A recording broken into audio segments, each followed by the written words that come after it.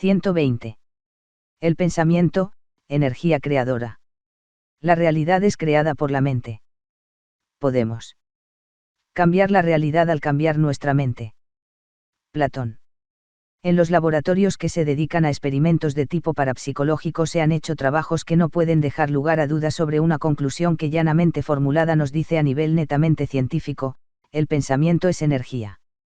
Las pruebas que se han hecho con métodos laboriosos y pacientes en la Universidad de Duke y en otros centros de experimentación sobre el fenómeno PK, psicoquinesis, son irrefutables. La alteración y el movimiento de la materia por medio de la energía del pensamiento son hechos que se han demostrado dramáticamente en diversos proyectos de experimentación llevados adelante bajo normas rigurosas. Describiremos aquí 3 de las formas en que puede el pensamiento hacer que su energía altere las leyes físicas en que gobiernan el comportamiento de la materia, así como un ejercicio que puede usted realizar. En el laboratorio de una universidad británica se discurrió este trabajo en 1932 y el proyecto consistió en preparar con gran precisión una fina punta de gotero por la cual brotaba el agua formando con toda regularidad gota tras gota que caía verticalmente sin la mayor variante, ya que todo el aparato se encontraba cubierto por una gran campana de cristal que impedía cualquier posible corriente de aire que pudiera ocasionarse dentro del laboratorio y producir alguna desviación en la caída de las gotas.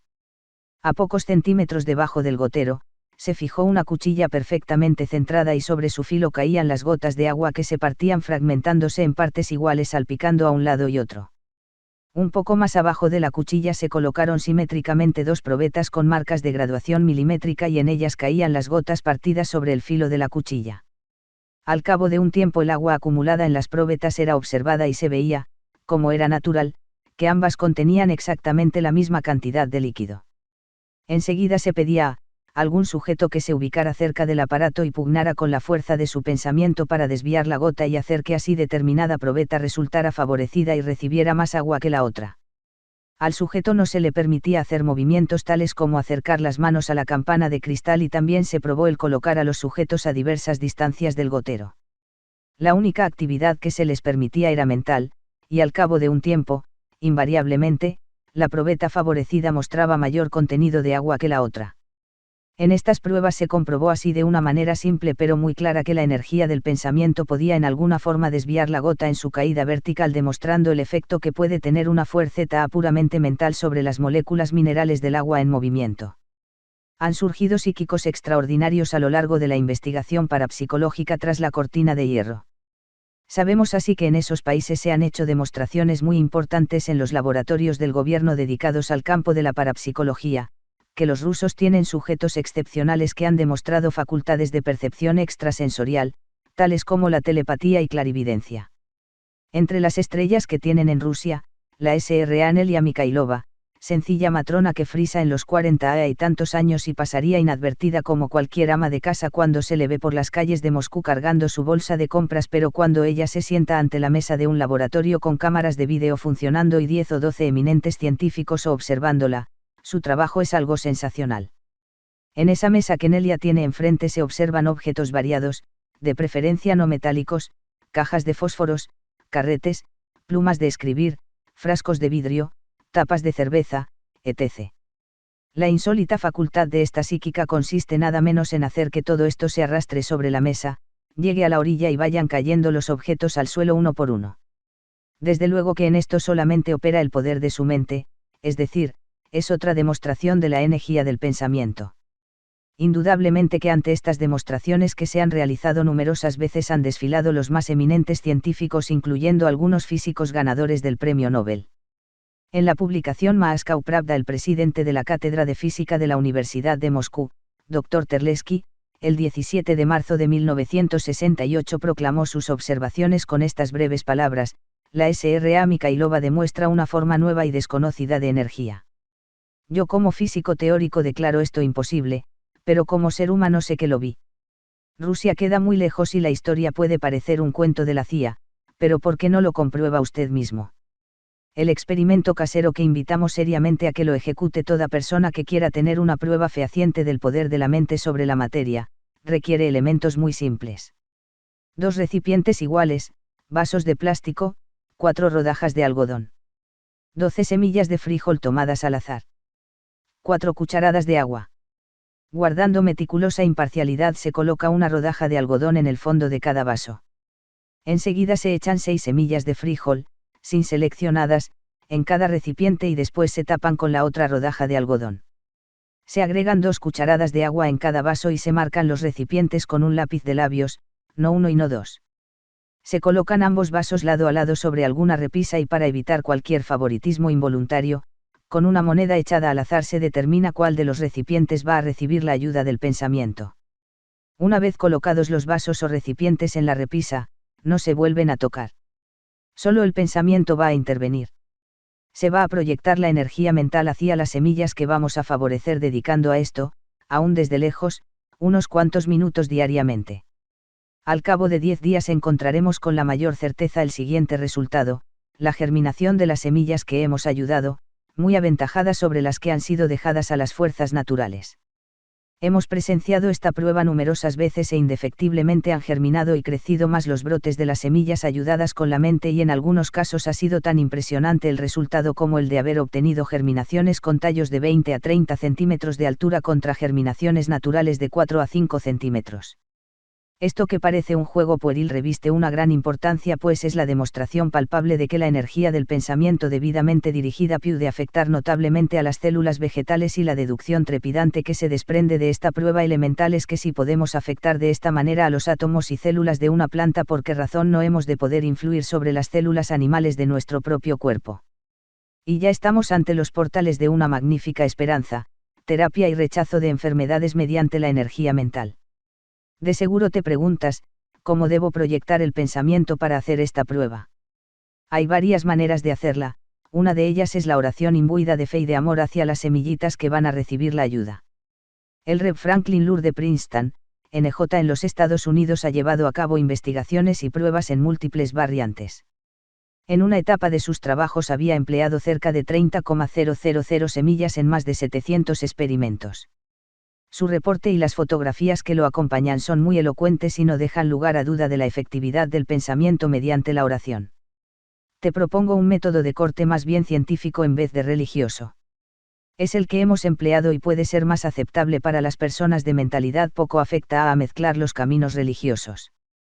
Usamos la fuerza de la imaginación creadora y solo necesita el experimentador aquietar su mente de las efervescencias diarias y hacer una imagen clara y detallada de aquella plantita que va a surgir. Durante unos cuantos minutos, una vez en la mañana y otra en la noche, visualizará en su imaginación esos tallos y sus hojas ya logrados, esbeltos y lozanos en su tierno verdor, dando a la imagen todo el realismo posible y tratando de producir en sí mismo una involucración emocional sintiendo amor hacia la plantita que nace. A las otras semillas no se dirige ningún pensamiento ya sea positivo o negativo. Aquí es interesante hacer una advertencia. Conviene guardar un pequeño secreto sobre el experimento sin comentario con otros hasta que se haya terminado, y la razón de esto es la de evitar que otras mentes sin que se den cuenta, intervengan con vibraciones de pensamientos favorables o adversas que compliquen la simplicidad y pureza de los elementos que entran en esta prueba. Es de suma importancia el captar que en esta técnica están representados los fundamentos que explican cómo y por qué la mente forja el destino. El estudioso que profundice y medite sobre estos lineamientos básicos deberá entender que al crear la imagen como una realización ya lograda y reforzarla con amor hacia la planta, está poniendo en movimiento fuerzas que, traducidas a la vida diaria, le pondrán en el camino de alcanzar metas de éxito y bienestar que representan la felicidad del ser humano. El concepto de que toda materia del cuerpo es substancia plástica lista para ser manejada por el poder incontenible de la mente, puede captarse mejor si nos detenemos a pensar que según los últimos experimentos en laboratorios biológicos dotados de los nuevos aparatos que la electrónica está facilitando, el organismo humano renueva sus células en 274 días, aproximadamente el tiempo de la gestación del niño, lo cual significa que podemos pasar de una condición de enfermedad a otra saludable. Por virtud de las fuerzas internas operando sobre las células que se están formando como células nuevas para suplir a las que se están constantemente eliminando. Este, sin duda, debe ser el método de curación de la naturaleza en el reino animal. Lo que hacemos valiéndonos de las medicinas es una manera artificial por la cual mediante las drogas simplemente nos ayudamos a remover los obstáculos que muchas veces se han creado por nuestras propias alteraciones emocionales mal gobernadas. Y así con las medicinas únicamente abrimos el camino para que las fuerzas vitales puedan actuar libremente, Pero el verdadero proceso de curación se lleva a cabo por medio de las fuerzas internas ejerciendo su poder sobre los átomos y células que entran a formar parte de nuestra estructura. Hoy en día estamos presenciando cada vez con mayor frecuencia casos de curaciones completas y radicales efectuadas en breve tiempo con ayuda de las fuerzas interiores, a pesar de que muchos de estos casos habían sido ya declarados como incurables por la ciencia médica. Existen numerosas curaciones ocurridas en todo tiempo y en todas las religiones, tomadas como milagros. Esto quiere decir que siempre ha existido en el hombre el poder de efectuar curaciones usando fuerzas subjetivas, solamente que apenas estamos actualizando y reconociendo leyes que en épocas pasadas ya se sabía cómo utilizarlas. Desde luego que es importante tener la cooperación del enfermo y ésta se obtiene despertando en él lo que se designaba en tiempos pasados con la palabra fe. Ya en las curaciones hechas por el propio Cristo se veía que este factor era importante, pues a los que recurrían a él, les decía: ¿tienes fe? Entonces serás curado. Esta palabra fe en la religión ha tomado una interpretación muy especial, pues se ha entendido como una aceptación ciega que no tiene el derecho de interrogar. Actualmente se empieza a entender esto en una forma más racional y más científica, identificándola como una energía vivificante y creadora que el hombre puede aprender a utilizar, no solamente para las curaciones, sino en otras muchas realizaciones. Puede efectuarse la curación de un semejante con las propias fuerzas que la naturaleza ha puesto dentro de nosotros y las cuales podemos ayudar a estimular y poner en vías de llevar a cabo un funcionamiento normal. Es también interesante el entender las palabras del Maestro cuando, después de haber curado a los enfermos, les decía: ve y no peques más, con lo cual podemos interpretar que allí se veía una demostración de la premisa que ya hemos expuesto en el sentido de que las enfermedades y las tribulaciones humanas son resultados de errores.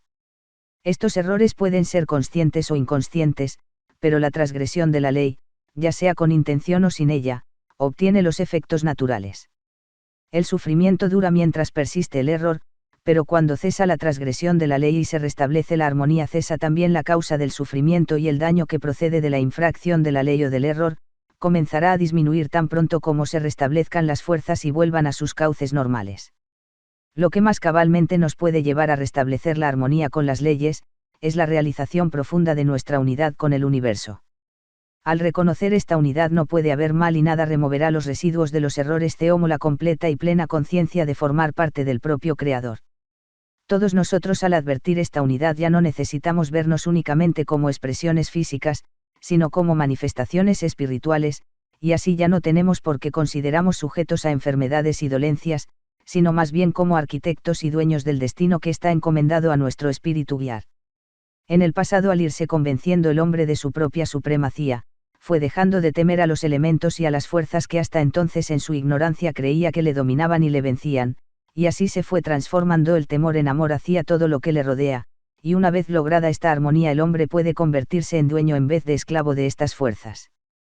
Hay muchas personas cuyos cuerpos débiles y enfermizos podrían transformarse en fuertes y sanos si ellas no habitaran en el temor y se cerraran a la divina corriente de la regeneración creadora. Debemos no solamente abrirnos a estas fuerzas, sino pedidas, y en el grado en que haya intensidad y un sincero deseo por descorrer estas compuertas, fluirán hacia nosotros los poderes que barren con los obstáculos que son la causa de nuestros sufrimientos. Para manejar todo esto en forma inteligente, es muy necesario ir teniendo identificadas a las corrientes enemigas, pues si vamos a ejercer una selección sabia de lo que vamos a permitir y lo que debemos rechazar como habitantes de nuestra casa, esto implica la verdadera necesidad de puntualizar claramente quiénes son los amigos y quiénes son los enemigos del hombre. Esto es importante, pues ahí estos pensamientos forzosamente deben quedar filiados como enemigos, ya que tienden a destruirnos y a ser causantes de nuestra desventura. Pero hay que advertir que estos adversarios no siempre figuran abiertamente, por el contrario, tal parece que nosotros mismos los encubrimos y los ayudamos a vestirse con ingeniosos disfraces, como cuando al temor le llamamos cautela y al rencor lo encubrimos como justa indignación. Aquí listamos algunos de estos enemigos de la salud que, señalados así bajo una identificación general, tienen sin embargo múltiples y sutiles modulaciones y se combinan en tantas formas y ropajes, que habrá de requerir nuestra más firme resolución para arrastrarlos fuera de sus guaridas, para sacarlos fuera de sus enquistadas posiciones, para desenmascararlos y proscribirlos como elementos indeseables a los que de ninguna manera puede convenimos el permitir que pululen en nuestro interno, ya que de tolerar su permanencia allí, estarán minando los cimientos de nuestra felicidad. Estos son los enemigos, no olvides nunca quiénes son. El temor, el orgullo, la cólera, la pereza. La preocupación, la frivolidad, la censura, la indecisión. Las tensiones, la inconsistencia, la hipocresía, la intemperancia. El pesimismo, los celos, la intolerancia, el materialismo. El egoísmo, la envidia, la murmuración, la codicia. La vanidad, el rencor. Naturalmente que contra estas falanges de arteros enemigos a los que insensatamente les permitimos anidar en nuestro interno, hay también un ejército luminoso que solo necesita ser llamado y abrirle las puertas para que fluya en nosotros como una corriente salvadora y totalmente constructiva para la salud y para todo lo que constituye la felicidad del hombre. Señalar cómo desterrar las fuerzas enemigas y cómo dar paso a las huestes benefactoras, es una potestad legítima y una herencia que está latente en cada uno de nosotros, y el hacer lo contrario solamente puede explicarse como una absurda inconsciencia o ignorancia. Este pasmoso elemento que da origen a la conducta humana en el acoplamiento mente-cerebro ha sido comparado en sus funciones de aspecto cerebral a una computadora de infinitos alcances y que deja muy atrás a todas las computadoras electrónicas que la tecnología pueda construir en el presente o el futuro.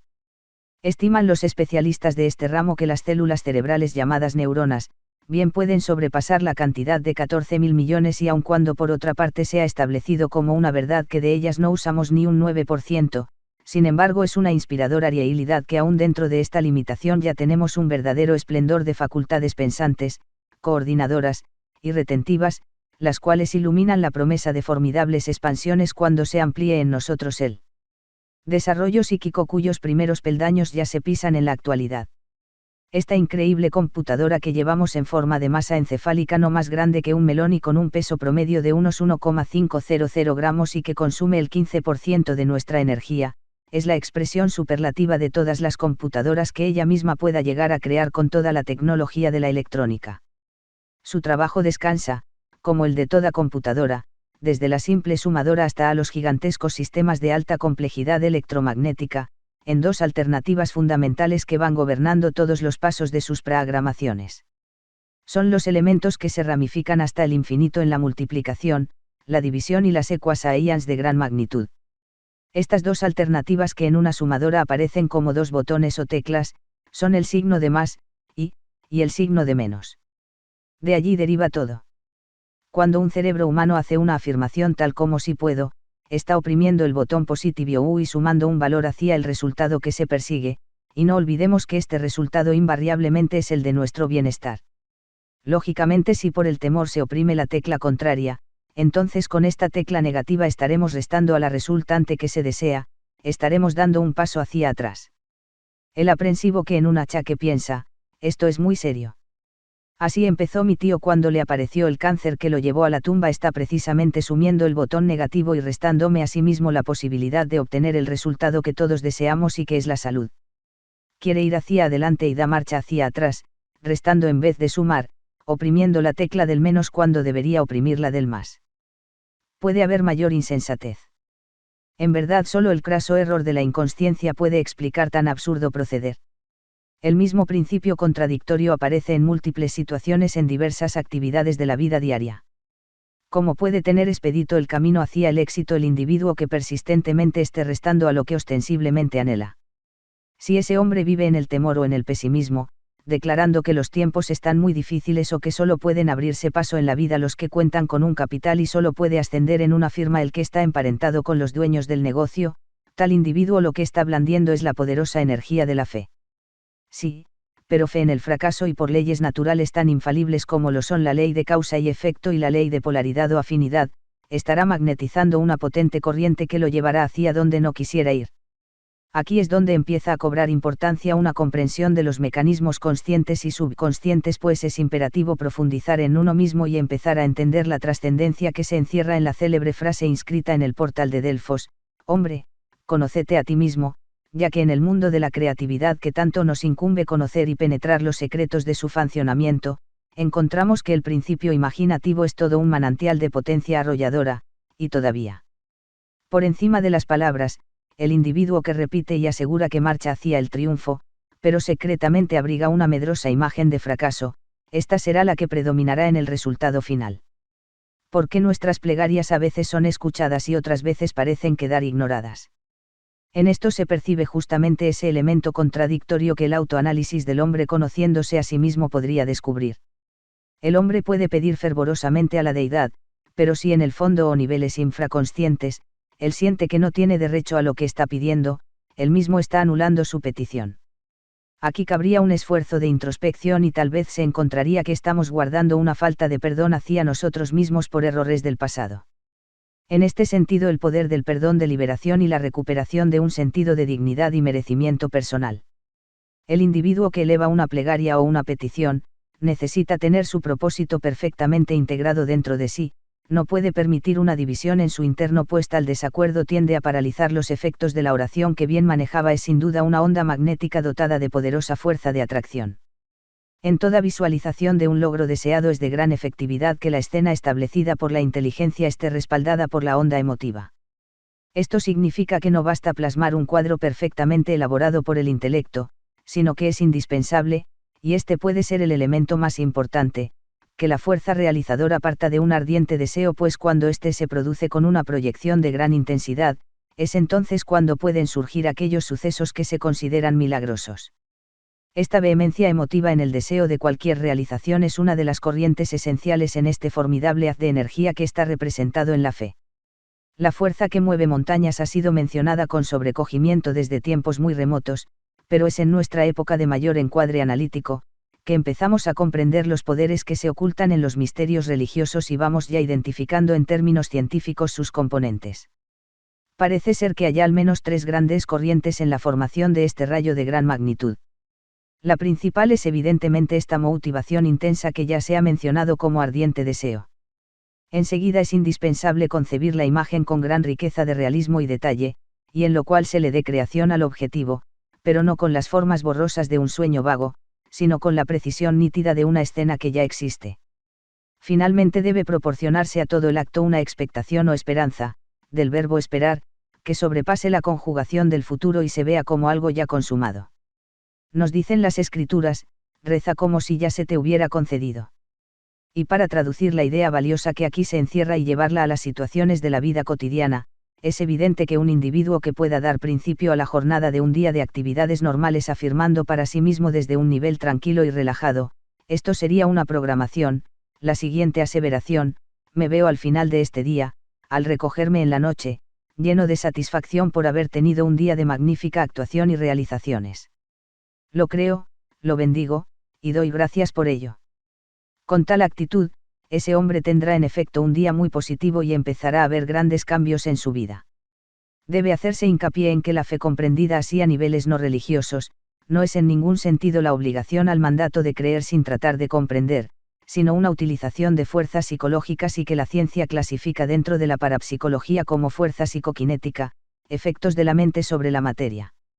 Tenemos aquí una energía que, como toda fuerza de la naturaleza, ella en sí es neutral, ni buena ni mala, y todo depende del uso que se le dé. En otras palabras, los engranajes misteriosos que la mente pone en marcha en toda clase de situaciones materiales y espirituales en torno nuestro van a funcionar en un automatismo fiel y preciso, pero la función optativa de escoger si oprimimos la tecla del más o la del menos es una selección que está en nuestras manos en cada momento como una brillante oportunidad. Así puede comprenderse el triste error de otro sujeto que en vez de principiar su día con una afirmación como la del párrafo anterior, se ir de su casa arrastrando los pies y el ánimo diciéndose ay Señor. Otro lunes y salgo a enfrentarme otra vez con la pesada carga de la vida y los múltiples disgustos y problemas que me esperan en el trabajo. Lógicamente que tal individuo está ya de antemano invitando las experiencias amargas que empiezan a ser atraídas desde el instante en que se formula la actitud derrotista, y pensar que el mismo esfuerzo cuesta oprimir la tecla positiva que la tecla negativa. Comprendiendo en mejor forma lo que es la utilización de este poder, vemos que puede ser algo totalmente ajeno a los campos religiosos. Un ateo, de esos que dicen no creer en nada, puede poner grandes energías de fe en una causa o en un negocio y valerse de estos poderes de concentración energética haciendo que le ayuden de manera totalmente efectiva. Un malhechor puede tener fe en sus planes para robar a un banco y así ayudarse a lograrlo. Nosotros tenemos la seguridad de que la ley de consecuencia, que es el mismo principio que opera en los mecanismos del karma, traerá la retribución justa al criminal tarde o temprano, pero eso ya es otro tema que nos conduciría a la conclusión de que las fuerzas mal empleadas forzosamente traen consecuencias dolorosas. Pero finalmente el mensaje que realmente nos concierne en toda esta especulación es el del señalamiento elemental de no apuntar esta concentración de fuerza hacia los objetivos que no nos convienen. Los pensamientos, las imágenes, y aun las palabras y frases que sin pensar, decimos por habituaciones insensatas, dirigen fuerzas frecuentemente en sentido contrario de lo que realmente buscamos, y debe tomarse en cuenta que en los planos del subconsciente todo lo que se afirma tiende a dejar una huella literal. Igualmente es digno de tomarse en cuenta que el estar demasiado pendiente y dando excesiva atención a estar conscientes de lo que no deseamos que suceda, es equivalente a estar viviendo y mentalizando la situación que se desea evitar. Esto ya bordea los umbrales del temor y debe recordarse una vez más que lo que se teme se atrae. Conclusión: el pensamiento proyecta energía. La energía es fuerza creadora. A donde la energía se dirija producirá principios de realización material. En otra consideración igualmente cierta es necesario entender que ninguna anomalía puede alojarse en un organismo si no encuentra condiciones que la estén atrayendo y hagan posible que se adhiera y ejerza su influencia nociva. Por lo tanto, si cuidamos de establecer en nuestro interno las condiciones que solo tengan afinidad con lo bueno, estaremos cancelando de nuestro receptor la banda o frecuencia por donde podría penetrar cualquier onda maléfica. Esto no solo tiene referencia a la salud física, sino a todas las impurezas que con o sin intención, de otra voluntad, trataran de hacer impacto y penetración en nosotros. Un intelectual conocedor de elevada sabiduría en estos terrenos, nos dice, en los casos en que los pensamientos buenos o malos sean proyectados hacia un individuo, para que estos pensamientos puedan llenar su misión necesitan encontrar en el aura de su objetivo materia capaz de responder en resonancia a estas vibraciones. Cualquier combinación de materia puede únicamente vibrar dentro de ciertos límites definidos y si las formas de pensamiento están fuera de estos límites que el aura del sujeto receptor puede contener en sus vibraciones, no la puede afectar en absoluto. En consecuencia, tales vibraciones rebotan de ella, y lo hacen con una fuerza proporcional a la energía con la cual han causado el impacto sobre esta aura. Es por esto que se dice que los puros de corazón son los que están mejor protegidos contra cualquier agresión de este tipo, pues un corazón pleno de pureza y una mente de la misma naturaleza construyen cuerpos astrales y mentales de materia fina y sutil, y estos no pueden responder a las vibraciones burdas y densas que requiere el otro tipo de pensamientos. Si un pensamiento malévolo es así proyectado con deseos de perjudicar a alguien, este pensamiento chocará contra el cuerpo astral del individuo y solamente podrá rebotar de él repelido y arrojado con toda la misma energía que lo ha traído. En esta forma regresa sobre la línea magnética de menor resistencia que es aquella por la cual ha llegado, y causará impacto sobre el mismo sujeto que lo proyectó. Este sujeto, como es natural, tiene en sus cuerpos astrales y mentales vibraciones del mismo tipo de la forma de pensamiento malévolo que ha generado, y por ello este cuerpo originador de tales vibraciones, responderá a ellas y sufrirá por lo tanto los efectos destructivos que trató de causar en otro. Una simple contrariedad o disgusto a la hora de comer, puede quitamos el apetito y conducimos a retirar el plato y levantamos de la mesa. Los hombres de negocios frecuentemente invitan a un colega a almorzar para discutir allí asuntos mercantiles. Esta es una costumbre errada, pues las naturales tensiones de los negocios y sus correspondientes maniobras mentales no propician las mejores condiciones para comer, lo cual debería hacerse en un ambiente plácido y en condiciones de sosiego emocional. Los temores, la pesadumbre, la ansiedad, el sobresalto, y los resentimientos rencorosos son los humores propicios y la natural atmósfera para las enfermedades, pues todos estos estados tienden a causar desequilibrios magnéticos en las células de nuestro cuerpo y abren el paso a las invasiones y coloniaje de las bacterias. Una secreción glandular cuyo producto normalmente es benéfico puede alterarse en tal forma que su emisión se convierta en sustancia tóxica. Ha habido madres que bajo alteraciones intensas han trastornado la leche de su pecho y han enfermado a la criatura que amamantan. Todo esto puede conducir a preguntamos, ¿cómo, entonces, podemos usar esta información para abrir paso a la salud? Ya sea para conservarla o bien para restaurarla, hemos señalado a los enemigos del bienestar, pero hará falta extender ante la comprensión del lector un despliegue amplio y documentado para arraigar la profunda convicción y una resolución que no podrá flaquear al infiltrarse hondamente la conciencia esencial sobre este tema. En otra parte de esta obra daremos a este tema todo el espacio que amerita, mientras tanto ofreceremos aquí al enfermo un poderoso paliativo que le dará de inmediato grandes consuelos y alivio. Los lineamientos generales para ese ejercicio pueden tener variantes según sea el caso y las convicciones religiosas de cada uno. Primeramente hay que buscar un relajamiento físico, mental y espiritual. Para esto una técnica sencilla que no requiere disciplinas especiales ni largas prácticas, consiste en tomar a intervalos cómodos 3 respiraciones profundas, de preferencia inhalando por las fosas nasales y en cada respiración al exhalar el aire aflojar todo el cuerpo induciendo una creciente sensación de pesadez en brazos y piernas, una lasitud pasiva y tranquila, apartar del pensamiento toda actividad y toda preocupación y sentir una unión con las fuerzas de la creación, como cada quien pueda concebidas. Estas palabras, por ejemplo, pueden servir como un modelo, como la gota de agua del mar es parte del océano, así yo formo parte del Creador. Soy una chispa de esa gran luminaria cósmica. Por ello mi corazón está rebosante de amor a todo. Todo en la creación es obra de Él, hecha con amor, y yo formo parte de esa obra y de ese amor. Soy la vida y el espíritu del Creador y no puedo existir en el mal. No puede anidar ningún mal en mi verdadera naturaleza. Me abro completamente a las fuerzas divinas y éstas fluyen en mí. Limpian mis males y me regeneran. Al hacer esta afirmación con profundo fervor se percibirá como un fuego que enciende las fuerzas vitales. Hay que sentir y creer cada palabra de esta meditación hecha calmadamente con los ojos cerrados, el cuerpo relajado, la mente tranquila, sin angustias y sin esfuerzo. Creer con absoluta y sosegada certeza. Mantener esta creencia con la sencillez de un niño y el proceso está en ejecución. Repitiendo estas afirmaciones poco antes de dormir y al despertar, persistiendo en ese estado de ánimo se vivifican las fuerzas del interno y mudará pronto el cuerpo sus condiciones de enfermedad y desequilibrio de magnetismo vital hacia la salud y la armonía. Si hay algún punto especial donde se manifiesta alguna anomalía o dolencia, además de la afirmación general, el enfermo puede dirigir allí precisamente su pensamiento y formar una imagen detallada de células nuevas y saludables formándose y sustituyendo a las células enfermas que son llevadas de allí por el torrente sanguíneo y eliminadas del cuerpo. La afirmación que se ha sugerido puede llevar variantes según el caso especial que se busque aliviar. El individuo puede elaborar el texto de su propia meditación, escribiéndolo de antemano y leyéndolo, o mejor aún, para hacerlo con los ojos cerrados en una profunda concentración, puede hacer una grabación en una cinta magnetofónica y seguirla mentalmente sin hacer esfuerzos de memoria o abrir los ojos a los estímulos circundantes. Pero es de todo punto indispensable comprender que este ejercicio no podrá hacer desaparecer los efectos del mal mientras persista la transgresión de la ley. Por ello las frases iniciales anteponen a toda terapia, que se identifica uno con su poder superior y por ello vibra en amor con todo.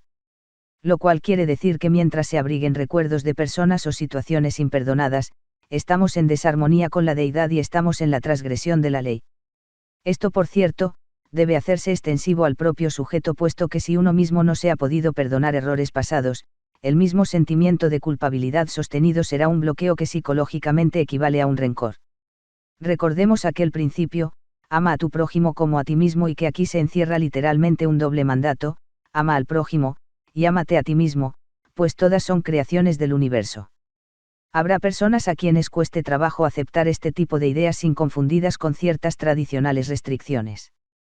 ¿Cómo, dirán, puedo amarme a mí mismo o declararme uno con Dios sin incurrir en la soberbia o en la egolatría?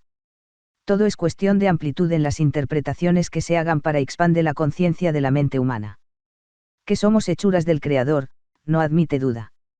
Y las veneradas palabras hechos a su imagen y semejanza son perfectamente comprensibles si usamos la analogía del océano y pensamos en esa gota infinitesimal que siendo tan solo una molécula del mar contiene toda su esencia, aunque naturalmente, no su potencia. La mayor parte de las filosofías religiosas en una forma u otra, propenden a reconocer que el progreso espiritual consiste justamente en unificamos más y con nuestro origen que es el Creador. Manantial, origen y finalidad teológica del fenómeno humano. Viéndolo en forma pragmática, si somos hechuras de Dios y estamos dotados de las semillas que representan los atributos de Él, es natural que nuestra aspiración tenga tras de sí todo el empuje germinante de estas semillas pugnando por llevamos a un florecimiento que sea imagen de su autor. Esto puede explicar el porqué de la ley moral, el porqué a pesar de los goces de la materia y la aparente felicidad que ellos ofrecen, toda la trayectoria del género humano muestra una curiosa tendencia en un sentido diametralmente opuesto, en un sentido que parece ordenarle la ejecución 6n de actos penosos y desagradables con tal de que en ellos presienta estar en el camino del acercamiento a su Creador.